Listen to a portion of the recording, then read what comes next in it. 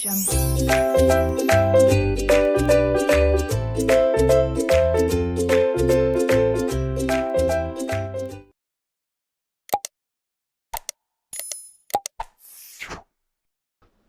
hello everyone. In the last class, we were able to do what does corporate strategy ensures. तो हमने last में ये complete किया था कि कॉर्पोरेट स्ट्रैटेजी क्या होती है और कॉर्पोरेट स्ट्रैटेजी से हमें क्या फ़ायदा है, कॉर्पोरेट स्ट्रैटेजी हमें क्या इंश्योर करके देती है, ये हमने क्लियर किया था. ओके, आज की क्लास में या आज के वीडियो में हमारा मेन कंसेप्ट रहेगा सिचुएशनल एनालिसिस, जो कि एक एंटायरली न्यू टॉपिक है.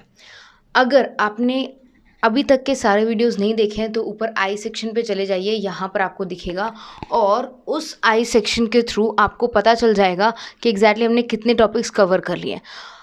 हमारे बहुत सारे टॉपिक्स हो चुके हैं और अगर आपने सारे टॉपिक्स नहीं देखे तो I highly request you please watch all the topics and then watch this video, ताकि आपको ज़्यादा अच्छी तरीके से समझ में आए कि ये सीरीज़ किस बारे में है. सबसे पहले सिचुएशनल एनालिसिस. सिचुएशनल एनालिसिस मतलब जब एक ऑर्गेनाइजेशन सिचुएशन को एनालाइज करती है. It can be a circumstance, it can be a change in environment, कुछ हो सकता है चेंज हुआ हो, उसके बारे में जब हम एनालाइज करते हैं, पता करते हैं कि भाई इसके बारे में फ्यूचर में क्या होने वाला है, इसकी वजह से हमारे ऑर्गेनाइजेशन को क्या इम्पैक्ट होगा, इसकी वजह से और क्या प्रॉब्लम्स आ सकती हैं या अपॉर्चुनिटीज़ आ सकती हैं. जब हम इन सब के बारे में स्टडी करते हैं, इसे हम सिचुएशनल एनालिसिस कहते हैं. मैं आपको एक बार पढ़ के सुना देती हूँ, फिर और डिटेल में एक्सप्लेन करूँगी कि सिचुएशनल एनालिसिस क्या होता है. An organisation's macro environment includes, macro means large. Okay, ये प्लीज़ आप याद रखिएगा. Environment includes all relevant factors and influence outside its boundaries that have a bearing on its direction, objective, strategy and business model. तो basically जो macro environment होता है, जो large environment होता है, वो सारे फैक्टर्स को इफेक्ट करता है. वो इंटरनल फैक्टर्स को भी इफेक्ट करता है, एक्सटर्नल फैक्टर्स को भी इफेक्ट करता है और किसी भी बिजनेस के डायरेक्शन, ऑब्जेक्टिव, स्ट्रैटेजी को भी चेंज कर सकता है. दूसरा, as organizational managers scan the external environment, they must watch for potentially important environmental forces, assess their impact and influence, and adapts its direction and strategy as needed. तो यहाँ पर वो ये बोल रहा है कि ऑर्गेनाइजेशन जैसे जैसे समझता है कि भाई एक्सटर्नल एनवायरनमेंट चेंज हो रहा है, जैसे जैसे एक्सटर्नल एनवायरनमेंट चेंज हो रहा है, वैसे वैसे हमें भी हमारी स्ट्रैटेजीज़, हमारे स्टेप्स, हमारा डिसीजन मेकिंग, हमारा इन्फ्लुएंस, ये सब भी चेंज करना पड़ेगा depending upon the situation. Okay, so ये रहा framework for situational analysis. Just one second. Yes, ये जो आप देख रहे हैं यहाँ पर, ये फ्रेमवर्क है फॉर सिचुएशनल एनालिसिस. अब यहाँ पर क्या हो रहा है, बहुत ही सिंपल है. आप अगर ध्यान से देखेंगे तो आपको क्लियरली समझ में आएगा. सबसे पहले thinking strategically about external environment. सबसे पहले जैसे कि सिचुएशन में बताया गया है, आपको एक्सटर्नल एनवायरनमेंट के बारे में पता होना चाहिए. एक्सटर्नल एनवायरनमेंट के बारे में पता करने के बाद आपको अपने इंटरनल एनवायरनमेंट के बारे में भी पता होना चाहिए कि आपका इंटरनल एनवायरनमेंट कैसा है. राइट, एक्सटर्नल और इंटरनल एनवायरनमेंट को कंसिडर करने के बाद आप इन तीनों में से कोई भी डिसीजन ले सकते हैं. एक्चुअली ये पूरा प्रोसेस है, डिसीजन नहीं है, प्रोसेस है. Like form a strategic vision. सबसे पहले जैसे कि मैंने बोला, हम विजन बनाते हैं. विजन के स्कोप के अंदर मिशन आता है, फिर मिशन में ऑब्जेक्टिव्स आते हैं, फिर गोल्स आता है.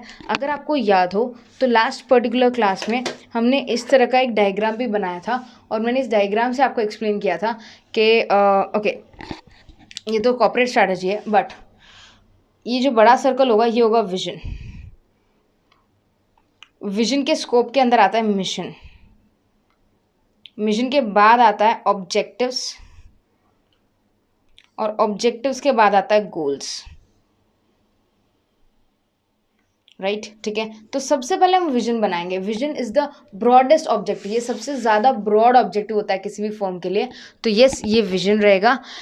Identity promising strategy options for the organisation. Yes, vision बनाने के बाद हम लोग स्ट्रैटेजी बना सकते हैं. दैट इज़ पॉसिबल कि हम स्ट्रैटेजी कैसे बनाएंगे विजन के ऊपर. अगर विजन नहीं होगा, हमें पता ही नहीं होगा हमें फ्यूचर में क्या करना है, तो हम स्ट्रैटेजी भी नहीं बना पाएंगे. और स्ट्रैटेजी के ऑप्शंस देखने के बाद हम एक बेस्ट स्ट्रैटेजी हमारे लिए चूज़ कर सकते हैं. इससे हम कहते हैं सिचुएशनल एनालिसिस. तो इसको समराइज़ करने के लिए मैं आपको बहुत सिंपली बोल सकती हूँ, जब भी ऑर्गेनाइजेशन में कोई भी चेंज होता है तो हमें एक्सटर्नल एनवायरनमेंट को और इंटरनल एनवायरनमेंट को समझने की बहुत ही ज़्यादा ज़रूरत है कि एक्सटर्नल एनवायरनमेंट क्या है और इंटरनल एनवायरनमेंट क्या है। उसके बाद हमें एक विजन बनाने की ज़रूरत है, स्ट्रैटेजी के ऑप्शंस देखने की ज़रूरत है और फिर फाइनल एक स्ट्रैटेजी सेलेक्ट करने की ज़रूरत है that this would be the best strategy first. और